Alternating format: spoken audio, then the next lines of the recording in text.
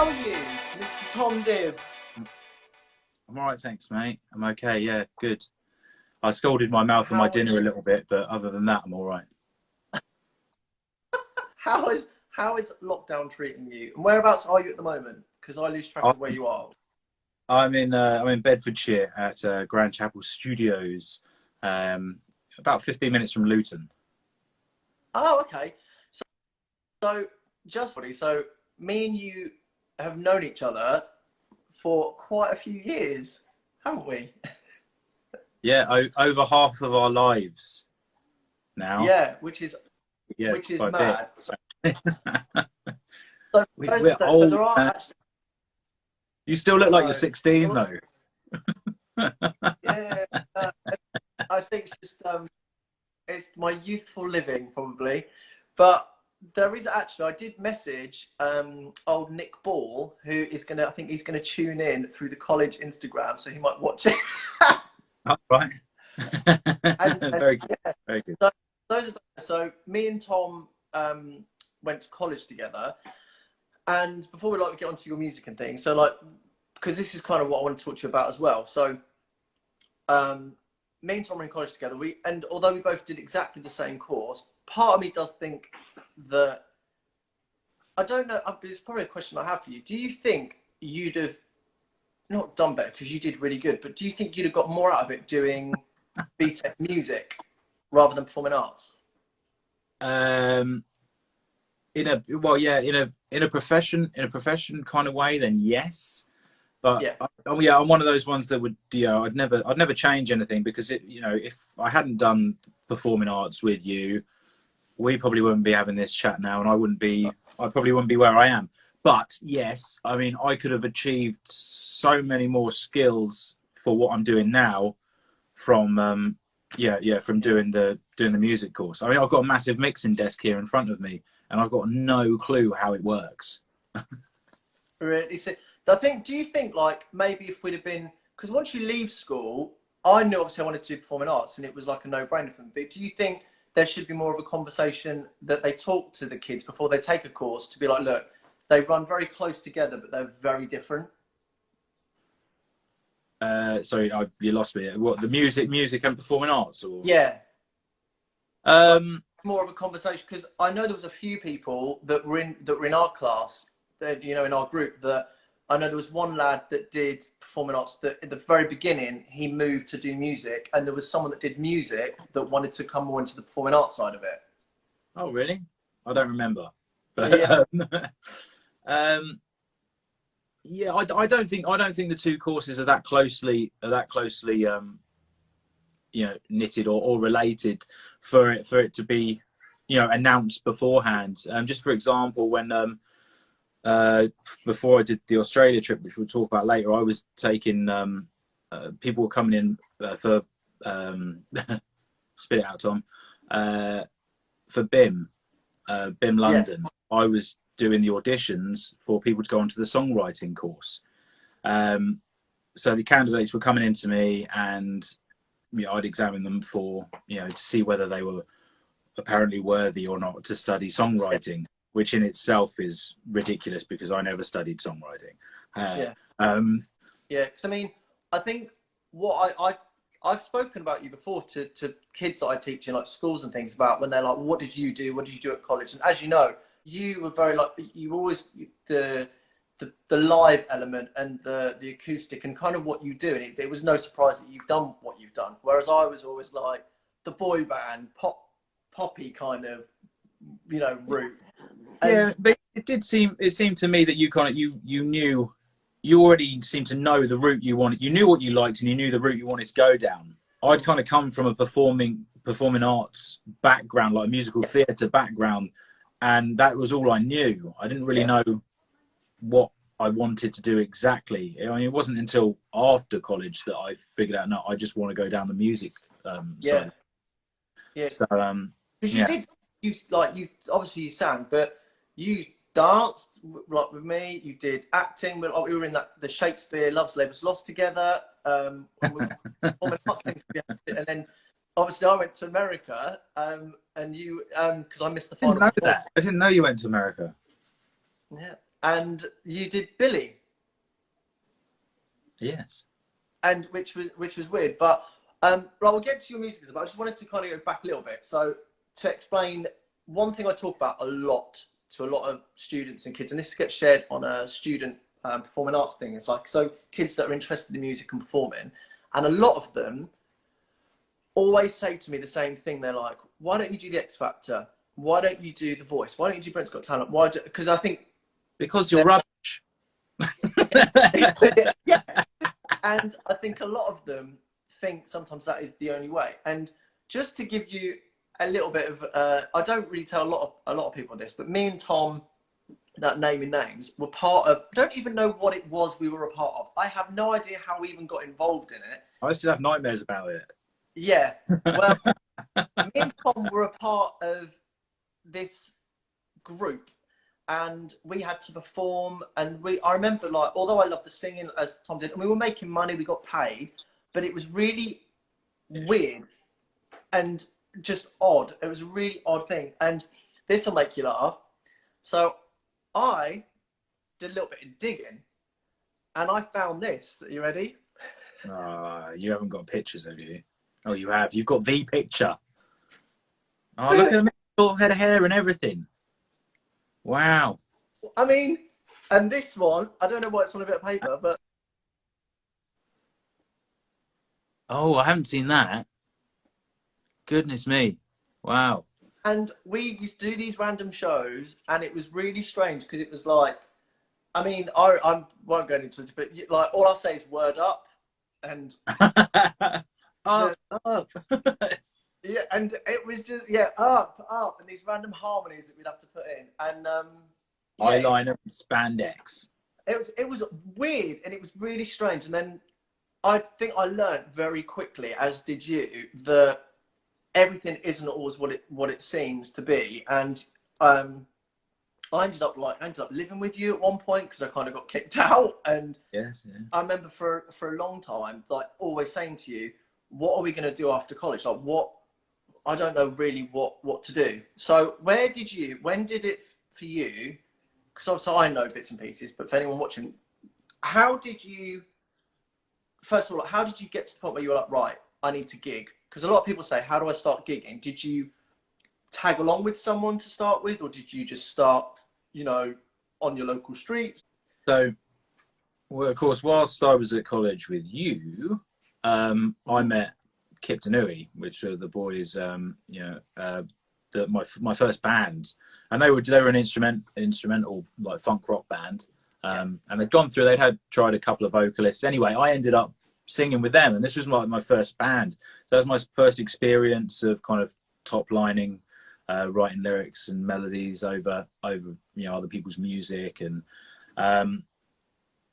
yeah, I ended up. Well, I think the band was together for about 2.5, maybe 3 years, which when you're 17 feels like eternity. Still, it was great. Yeah. And yeah, awesome year. So I first started gigging, and that's what really got me into the music side of things. And I kind of, I started to realise this is the kind of route I want to go down. But then there was a bit of a transitional period kind of shortly after that, because I went on to Arts Ed, which is a musical theatre university in London. Yeah. Because the band fell apart. So I thought, all right, well, I'll go back to what I did before. But then after a year of being there, I was like, I'm just not into this anymore. And that was the kind of full stop on it. That was confirmation that no, music is the route for me. And then it was kind of tricky because I had to start from scratch. I didn't really play any instruments. I plonked on the piano and plonked on the guitar. Banged on the guitar a bit, but then of course I didn't have a band, so I'd have to accompany myself. So that's when I really picked up the guitar, and I was about 21 at this point. I just started hitting open mic nights because I'd left uni and I was working full time in pubs and bars in London, in West London, and then I'd hit open mic nights and go to new music nights most days, evenings of the week. When did you have, like, the process of going from gigging to being like, right, I need to put an album together, or did you originally put a demo together? What did you have an idea of putting a demo together and getting it seen by record people, or did you do the album for you, like your first one? I'll try and kind of nutshell it for you. So I started doing the music, the open mics and stuff, and then because my evenings were taken up by work, I changed my job. So I went and worked in a phone shop, so I had my evenings free. And then I decided, right, I need to get some recordings done. I need to get an EP done so that I can go out and start getting paid gigs. Yeah. Because then it was still the kind of time where you'd go into a bar or a club, or you'd send CDs and take CDs with you and hand CDs out. So I went to go and do that, and then that was with a little kind of a management company in Hertfordshire that were it's just like a little studio in someone's back garden. Yeah. And they, he was one of the guys, was part of a band that had done pretty well, and then that had fallen apart, so he wanted to go into the kind of like the more business side of things, management. So I just went to record a demo there, and then these guys said, look, hang on, I think you might have something, so we'd like to help you out. Let's make an album. Like, don't pay us for this, just let's chuck us a bit for electricity, and then let's start working together. So I had some meetings, and they ended up being my management team for 8 years. Yeah. And then but I kept doing the same scene, and I kept recording with them. And then, but that was a really long period. 8 years is a long time, and it didn't really go anywhere, because I got, this is an important thing for anyone that's starting out, is that don't rely on other people. And that's exactly what I did. I got management, and I was like, sweet, everyone's going to I've got this sorted now. Everything's going to be taken care for me. All I've got to do is play music, and they're going to get the gigs, and they're going to make all the miracles happen. That's not how it works. It might be how it works with some management companies and things, but it's not how it works with me. And I ended up leaving them 8.5 years down the line. And I wouldn't place the blame anyone. I'd say it's 6 of one and half a dozen of the other. Yeah. I wasn't pulling my weight, and it got to the point where they didn't really know what to do with me. So it wasn't, when I was 27, it was a hard decision to make, and I was like, right, no. But the best decision I ever made, I had a camper van. I moved into a camper van. Yeah. And I quit my day job, and I moved out of the flat that I was in, and I just took to the streets. I started, but I was already doing a bit of busking, but in between gigs, I busked, and I lived out of a van. Yeah. And that's how I built my following and started getting more and more gigs, because I could afford to do music full time. How did you come up with being like, right, I'm going to drive in a camper van to Australia? Like, were you drunk? Were you like? I was initially, yes. Was it a bit of a joke? You're like, you know what? Because I can imagine you've always been someone, when you were at college and things I see on Facebook, and when I met you before you were about to leave, you're flit about, but when you have an idea or a goal, or someone said, well, you can't really do that, you, like me, are very like, watch me. It almost feeds you to do it. So what started your Pickle, the journey? A pickle down under. Yeah. Well, that was the band I mentioned earlier, the bass player Pip. Yeah. He and I were at a pub in Camden, and I'd kind of been living out of the van for maybe a year and touring around the UK, and I'd kind of do a couple of weeks in each town or city. Do some busking, do some open mic nights, maybe get a few gigs, start building a little bit of a buzz, like as the new kid in town. And then I'd move on after a couple of weeks. So before you become part of the woodwork, you move on to the next place. Yeah. So that's how I've been going around. I thought this is great. Like, I'm building a really cool following this way, and getting my music out there. I'm doing what I love, and I'm making enough money to keep going. So I was having a drink, catch up with Pip, and yeah, after a few jars, we kind of started talking about, well, why don't you could do that across the world, just go, do a few weeks or a month or so in each country, and then move on to the next country, and he was like, I'll film it. We could document it as well, do a documentary about it. But yeah, that sowed the seed with me. Just explain to anyone that's watching. Like, I know you can't name everywhere, but you went. Where did you start? I started here in the UK. So, did you have a first gig here? You were like, this is the first of, or because I know you added things as you went as well, didn't you? Yeah, no. The only gigs I booked in advance was a stint in the Alps. So I did a bunch of kind of fundraising gigs and things around the UK. And I think my kind of last show in the UK was Thamesis Dock, Chelsea. It's like a barge bar on the river.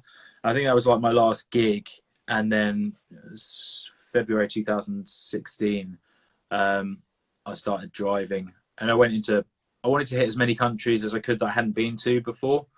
What were your favourite ones? Like, that's actually one of the questions someone wrote in. Someone said, what was the best place that you performed on a Pickle Down Under? What was the best place? Where was the best place you performed? Sadie 1740. Right. I reckon. I mean, the Alps always rings out, and I've toured the Alps every year since I've been back. Just because it's a magical place to play music, and especially kind of in the spring season when it's warm enough to play music outside, but there's still snow everywhere. But I think some of the house shows that I did, like gigs in people's gardens in Australia. There's really so many. So now I start thinking about it. So many that I love doing. There's so many outdoor kind of on the cuff performances that were done. It's skyscrapers in Kuala Lumpur for birthday parties, and I don't know if I could put my finger on one. But that's the thing, like the fact you just said that there were some things that were just like spare of the minute, but can you do this gig? That is down to your experience of busking and being in a pub or being in a club or putting up with, oh, well, actually, we've got a slot tonight. Can you do it? Yeah. And there are people out there and divas and people that are like, well, I need this and I need this and I need this. Whereas you were like, I have all my stuff. I can do it here.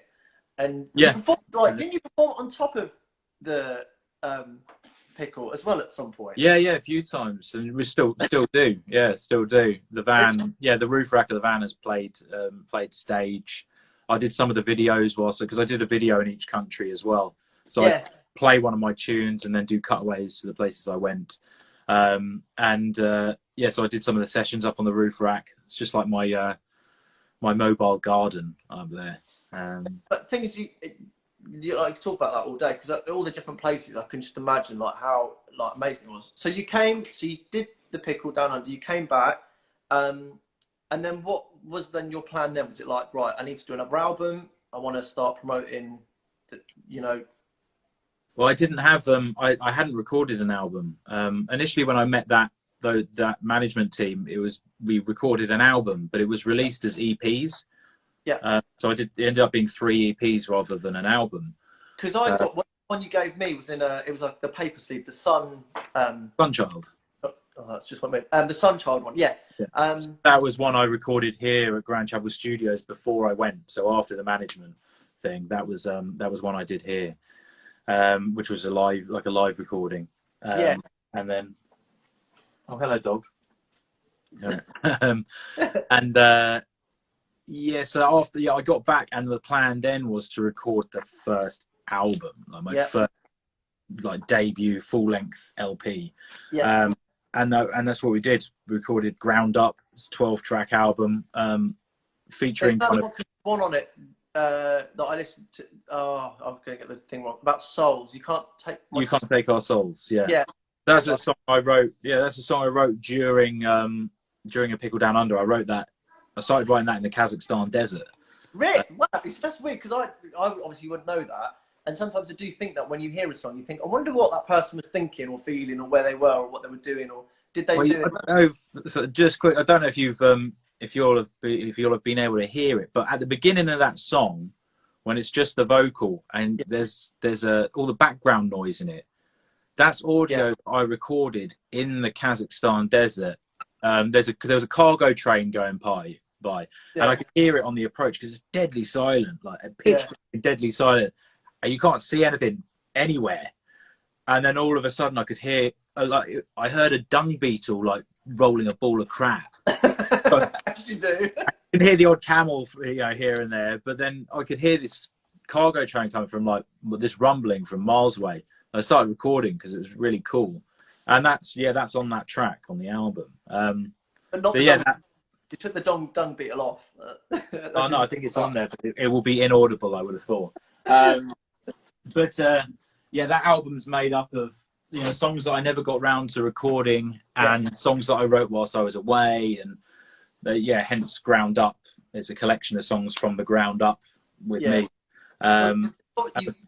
You started doing all your live, obviously, like social media. You're doing all your lives on Facebook, and your a lot of the good things, and people request, which is really lovely. Like when I've been on, and people are like, "Oh, can you do that song for me?" And you're like, "Yeah, I'll do that one." And do you like that? Do you like that kind of that feeling that wow, people are actually asking for songs I've done? Oh yeah, it's magic. Yeah, it's really lovely. And then when people are watching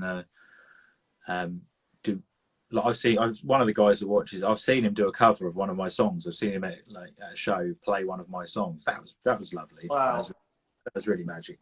I mean the whole live streaming thing that came much later on. That's just a recent thing. The plan after getting back from Australia was to record an album, tour it around the UK, do the festival season, whilst planning the next trip to South Africa, then get back, record another album, tour, planning the trip to go like round Europe, Russia, Alaska, and then down through the Americas. And that was like my 10-year plan. Yeah. But I had a family instead. I was going to say, so obviously people can get your new album on your website, but you're a family man now, not just one. No, we had a new arrival on February 12th. So Bo's my daughter. She's just turned 3, and so I mean, a few months after getting back from Australia, she was on her way, and plans changed. Yeah. And then Torben has just joined us. The family's come out on the festival circuit with me and stuff, so it's it's cool. It's sometimes tricky mixing work and family, being self-employed and mixing family as well. But so what is your plan now? Like, obviously we're all still in lockdown at the moment, but like, are you planning things now that you're like, right, when this is starting to ease off more? Yeah, well, I need to go live in about an hour and a half, and I've still got to set up, so that's my immediate plan. Okay. But just waiting to kind of. Today's been a lot of. We're about to release a covers project, believe it or not. Because so there's two albums. There's 2 original albums out, Ground Up and Tracks.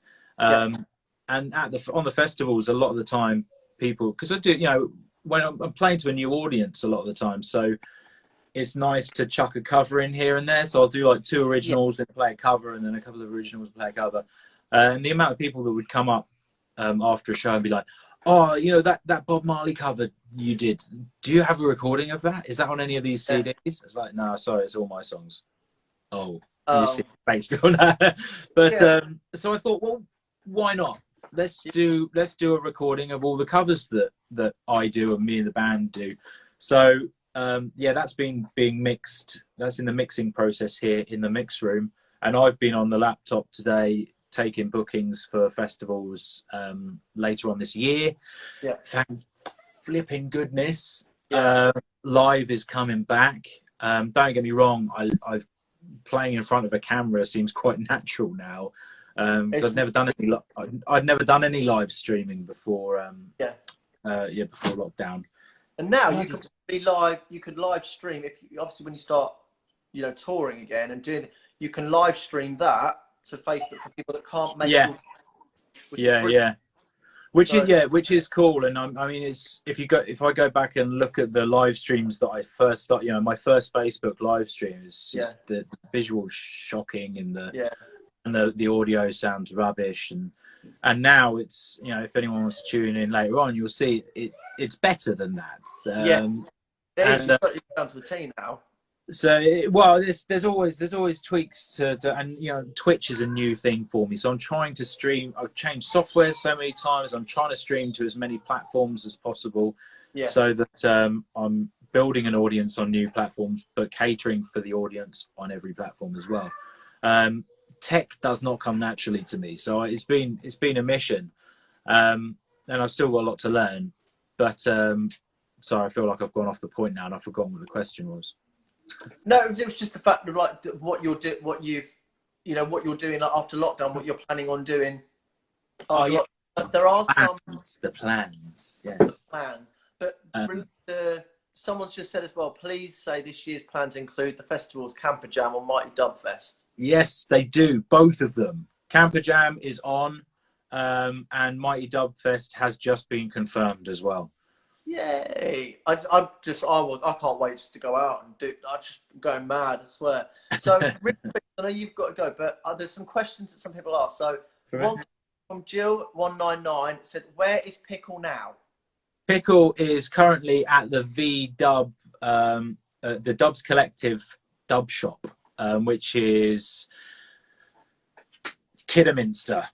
So the Dubs Collective are a VW group, camper van group. They put on a bunch of festivals. Are good friends of mine, and so they do Dubs of Wonderland, which isn't able to go ahead because it's a spring show in April. But they also do Dub Party in the Park, which is going ahead in September.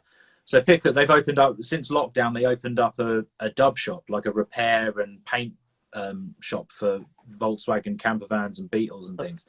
Pickle's there, and Pickle is there getting a makeover. Getting roadworthy again, getting ready for the tour. Are you keeping all the thing because I signed Pickle? I remember I wrote a message. Yeah, well, it's the majority of that, because that was a thing during Kickstarter before Pickle Down Under, was to people signing their names and messages, and all across the world there were messages from people across the globe, and it was wonderful. Yeah. And it all got washed off because I didn't put any lacquer over it. So basically, all those messages from Australia and get people. Yeah, I'm gonna have to go do it again. All the messages and things from Australia, from the tour, are effectively gone. I've got photos, and some of them could be recreated, but it won't be the same. So photos will have to do. But everyone that got involved in the Kickstarter initially, their name is going to go back on.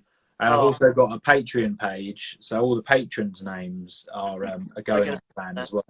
And it's all going to be lacquered on this time, so it's not going anywhere. Yeah, not washed off. There's another question that said, what would you say is your personal opinion, the best place to showcase your music online? Okay. I've always been, since MySpace, I've always been, my following my following has been on Facebook. That's just where it's that's where I've kind of grown, I put everything out. I mean, Instagram is incredibly popular now, of course, as we're here, and I think especially with I feel really old when I say this, but the younger generation, I think, are a lot more, they don't want to, everyone's part of Facebook, they want to be part of something new. But yeah, to get yourself out there, I think Facebook's a great platform because of all the the advertising you can do as well. That's the other thing, is that I've learned during lockdown, is you can't just be an artist. You can't just be a musician. No, You no, can't just play and sing. Well, you can, but if you want to make a living out of it, especially in times like this, you've got to be yeah, a marketer as well. You've got to know how to market yourself. And I'm still learning. yeah, But you can create, you can create ads to find you can create a video ad. yeah, Just do a video of you playing, but yeah, it's, candid as well. Nothing flashy. It doesn't have to be flashy. As long as it's a good performance and it looks all right and sounds good, yeah, then you can send that out for not much money yeah, to a targeted audience. yeah, Anyone, if say for example, people have said that I sound like Jason Mraz, Jack Johnson, Newton Faulkner, blah blah. So you can think of all the artists you think you sound like, all the artists that your friends and followers think you sound like, and you can pick people that you can use that as a targeted audience. So you can yeah, send out your music or a video of you playing to almost a sure audience, a guaranteed audience, people that are pretty much guaranteed to like what you do. yeah, and see it. And Which you can't do you in order. Yeah, I mean that's dynamite to be able to do that. yeah, Because how the record label, how all the big shots do it. They just chuck shed loads of money, and it goes on the radio. But think about how many people listen to the radio that don't like your kind of music. It's just kind of like chucking it out to the masses and just hoping that someone hits it. yeah, it's like chucking out. I'm gonna probably give a really bad comparison now, but chucking out a huge net and then trying to pull in everything rather than going to in the ocean, rather than going to a little cove that is just full of mackerel, and mackerel is what you want. You can target against your target audience rather than just because there is so much out there, and I think that's the thing. From when we were at college, you look at what it was like when we were at college. There was none of Facebook. There was none of it. It was you wanted to be seen, you had to go to the audition. Now, I mean, they're like, send me a demo, send me your CV, send me do I need to turn up? Now we'll just look at your show reel. It's mad. There's a last question from someone. It says, who would you like to collaborate with? If you could collaborate with anyone, famous, not famous, who would it be? And that's from, I can't read the name. Oline47 _ collaborate with. I think Counting Crows are like one of my all-time favorite bands. So I've always kind of, if I could support anyone, that would be great, Counting Crows. But to collaborate with, you'd want to collaborate with someone that does something different, wouldn't you, really? I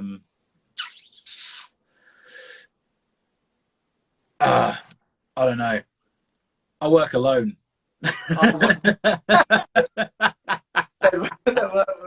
Go Counting Crows. So before I go, I don't, you wouldn't have seen my Insta lives, but basically at the very end, you've got to pick a decision between one or the other. Oh, I'm not being put on the spot. Yeah, I'm doing it. So festival or private gig? Festival or private gig? Yeah. What pays more? That's probably yeah. Hang on. I'm going to go with private gig. Okay. CD or vinyl? Vinyl. UK, Australia? UK. Lewis Capaldi, Ed Sheeran? Oh, what? I have to pick one of them. Yeah. Oh. I hate one of them, so go with the other. I hate both of them. Yeah. Capaldi? Okay. Tea or coffee? Coffee. Night in or night out?